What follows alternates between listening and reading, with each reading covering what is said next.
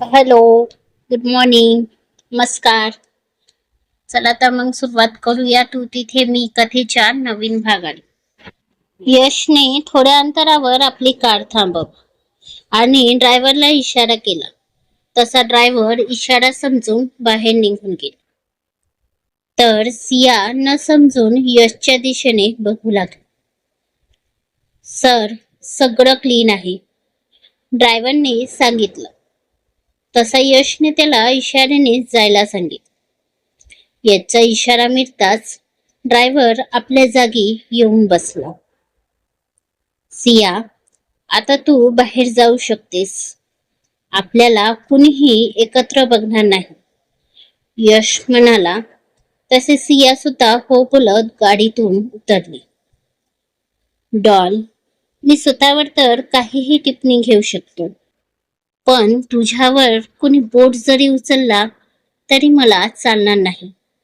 आणि दुसरी गोष्ट म्हणजे मला तुला दुखावून काहीही करायचं नाही, म्हणून कसं तरी स्वतःला अडवून ठेवलं आहे. यश पाठमोड्या सियाला बघून मनातच बोलला आणि सियाला बघू लागला. जशी सिया किर्लोस्कर एंटरप्राइज मध्ये गेली, यशने सुद्धा आपली गाडी समोर घ्यायला सांगितलं. इकडे सिया आत आली तसे सगळे तिलाच बघू लागले. सियाला त्या नजरा सहन झाल्या नाही आणि ती सगळ्यांकडे दुर्लक्ष करत आपल्या जागेवर जाऊन बसली.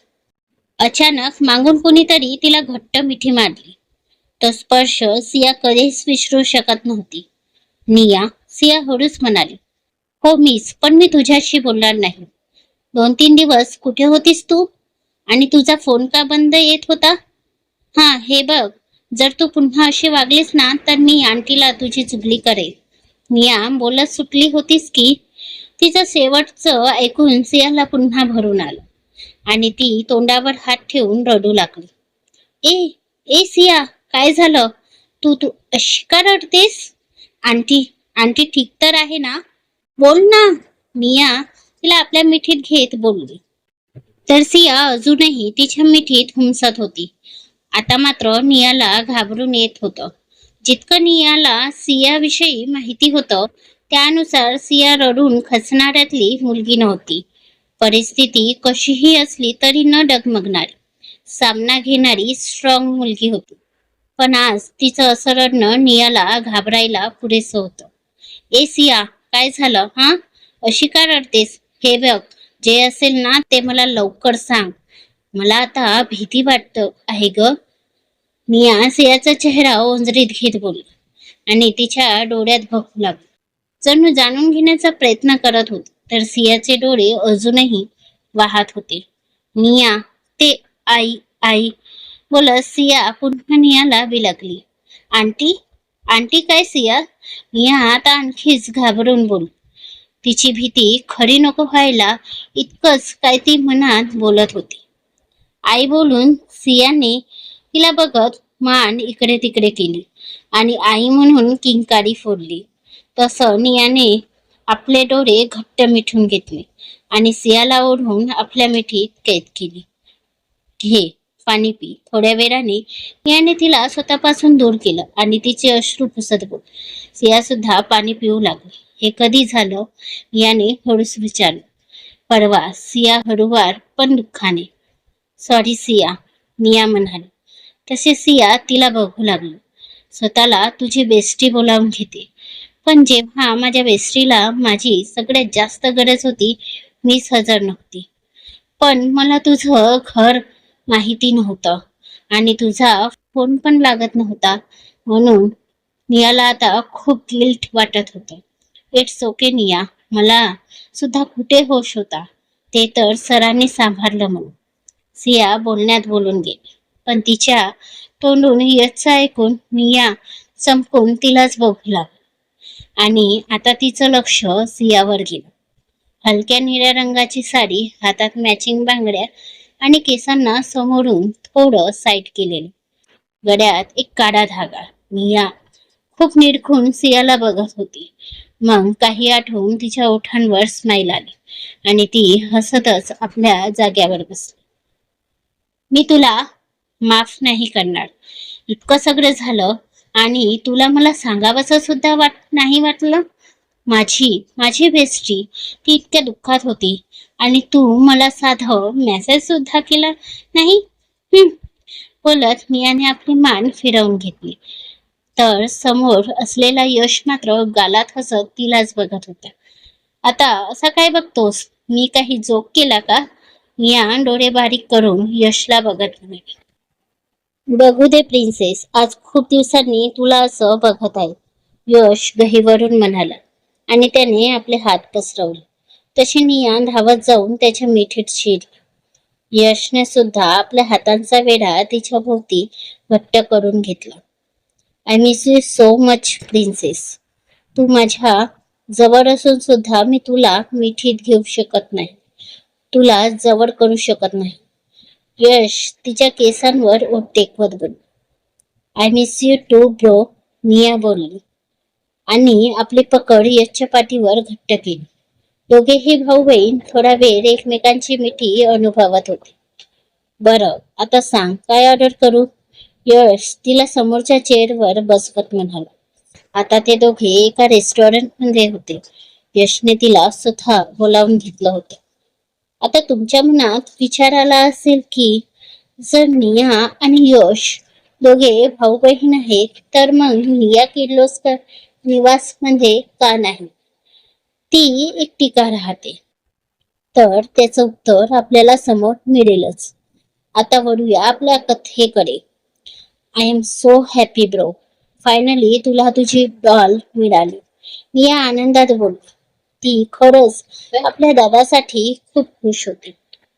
जेव्हा यशने सियाला पहिल्यांदाच टॉपवर बघितलं होतं आणि जेव्हा त्याला समजलं की सिया सुद्धा इंटरव्ह्यू साठी किर्लोस्कर एंटरप्राइज मध्ये आली आहे, तेव्हा यशने नियाला सुद्धा जॉईन करायला सांगितलं आणि सोबतच सियाशी मैत्री करायला सांगितलं, जेणेकरून त्याच्या डॉलला ऑकवर्ड वाटणार नाही आणि ती लवकर या कंपनीत रुळेल. आणि नियाच्या निमित्ताने यश सियाच्या जवळ नसून सुद्धा सियाच्या जवळच. पण ब्रो, आंटी अशी अचानक गेल्याने खूप खचली आहे रे ती. निया सियाचा तो रडका चेहरा आठवून बोलली. या प्रिन्सेस, आय नो. 2 दिवस तर ती पूर्ण ट्रॉमा मध्येच होती. बोलून यशने तिला त्या दिवसापासून तर आजपर्यंत सगळं सांगितलं. तसा नियाचा हात तोंडावर आला आणि तिच्या डोळ्यातून अश्रू वाहू लागले. सोबतच तिला आपल्या दादावर गर्व सुद्धा झाला की त्याही परिस्थितीत त्याने आपल्या डॉलला, आपल्या प्रेमाला एकटं सोडलं नाही. थोड्याच वेळात वेटर त्यांची ऑर्डर घेऊन आला. वाव, चीज पनीर पिझ्झा. निया आनंदात ओरडली. दादा, तुला आठवण आहे माझी आवड? निया डोळ्यात पाणी घेऊन म्हणाली आणि यशला बघू लागली. तिचा आनंद बघून यश स्मित करत म्हणाला. अशी कशी विसरेल मी माझ्या प्रिन्सेसची आवड. घे ना, तू पण खा. निया हातातला पिझ्झा समोर धरत बोलली. नाही नको, तू खा. यश तिच्या तोंडात ते बाईट टाकत बोलला आणि आपली कॉफी पिऊ लागला. निया मात्र मस्तपैकी आपला पिझ्झा एन्जॉय करत होती. थोड्याच वेळात ते दोघे बिल काउंटरवर पोहोचले. यशने बिल क्लिअर केलं. नंतर ते दोघे पार्किंग मध्ये आले. तशी निया आपल्या स्कूटीकडे जायला निघाली, पण याचे शब्द ऐकून तिचे पाय थांबले. प्रिन्सेस, घरी कधी येशील? यश म्हणाला. आवाजात दुःख, वेदना आणि प्रेम झळकत होतं. सोबतच खूप आशेने तो नियाकडे बघत होता. तर नियाच्या चेहऱ्यावर सुद्धा उदासी आली, पण ती आपली स्कूटी घेऊन निघून गेली. डोंट वरी प्रिन्सेस, लवकरच तू सुद्धा आपल्या घरी येशील. मला माझी डॉल आणि प्रिन्सेस दोन्ही माझ्या जवळ हवी आहे. डॉलला तर मी आणलंच आहे, लवकरच तुला सुद्धा आणेल. बोलून यशने आपल्या डोळ्यावर गॉगल चढवला आणि तो सुद्धा आपल्या गाडीकडे निघाला, कारण त्याला आता लवकरात लवकर ऑफिसला जाऊन आपल्या प्रिन्सेसला गाठायचं होतं. आता यशच्या ओठांवर एक खूप गोड हसू होतं. खूप दिवसांनी आपल्या प्रिन्सेस सोबत असं भेटून त्याला खूप मोकळं वाटत होतं. असा तर तो तिला रोजच बघायचा, पण ऑफिसचे काही प्रोटोकॉल असल्याने त्याला तिला असं आपुलकीने भेटता आणि वागता येत नव्हतं. किर्लोस्कर निवास. श्रीकांत आणि शामराव यांची येण्याची वेळ झाली म्हणून सुगंधा मेडला चहा कॉफी करायला सांगत होती. तर नंदा मात्र आताही सोफ्यावर बसून काहीतरी पुसतच होती. सोबतच तिचं सगळं लक्ष समोरच्या त्या भल्या मोठ्या टीव्हीवर होतं, जिथे आता हिंदी सिरियल तेच सासबहू ड्रामा सुरू होता. ही एक बाई दिवसभरात इतकी ठुसत असते की सांगूच नका. मला तर वाटते घरातलं अर्ध राशन तर हिच्याच पोटात जात असेल. थोड्याच वेळात शामराव आणि श्रीकांत यांच्या गाडीचा आवाज आला. तशी सुगंधा हातात ट्रे घेऊन बाहेर आली. त्यांनी त्या दोघांना पाणी दिलं. शामराव यांनी पाणी पीत पीत एक नजर आपल्या बाजूला टाकली तर त्यांची धर्मपत्नी आता टीव्ही बघण्यात मशगूल दिसली. त्यांनी हळूच आपली मान नाहीमध्ये इकडे तिकडे करून तो पाण्याचा ग्लास रिकामा करत समोरच्या टेबलवर जवळजवळ आपटला, जेणेकरून त्यांच्या बाजूला बसलेल्या नंदाची समाधी भंग पावेल.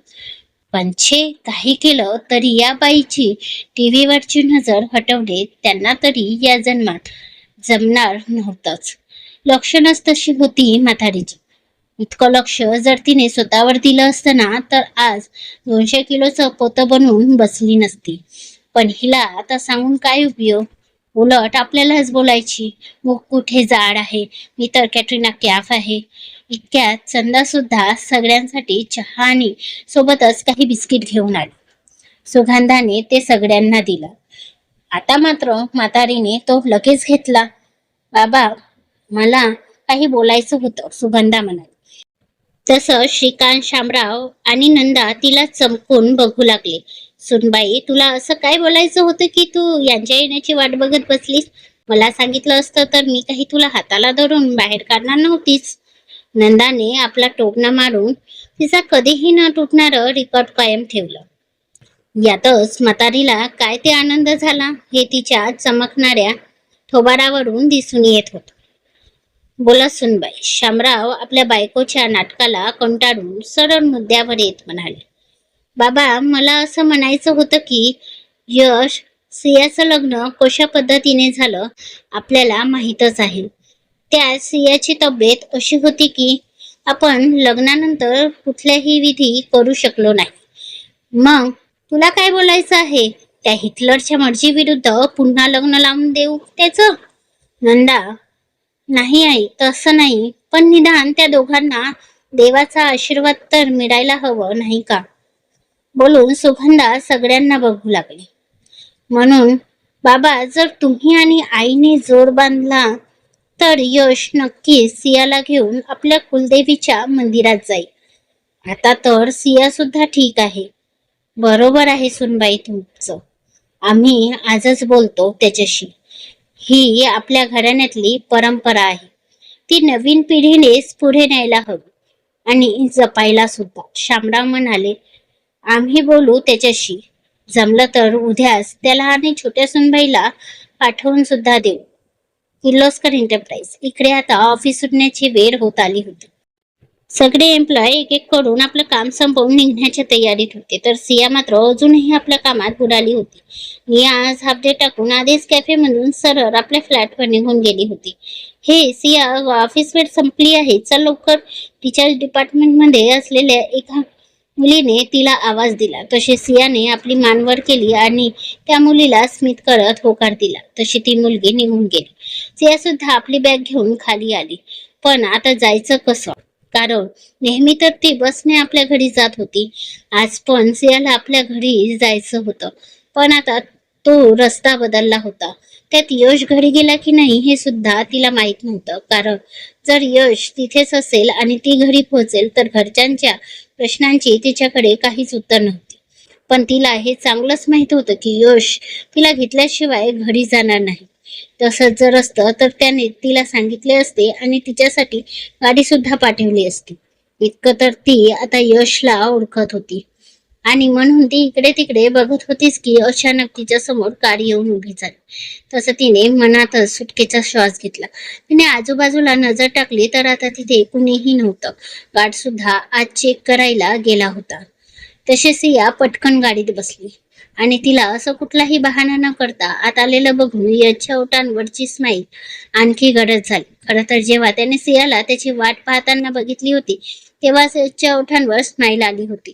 कारण तिचं असं थांबणं याच्यासाठी एक आशेचा किरण होता. सिया बसली तशी ड्रायव्हरने गाडी स्टार्ट केली. सिया जाईल का यश सोबत कुलदेवीच्या दर्शनाला? बघू पुढच्या भागात लवकरच. धन्यवाद.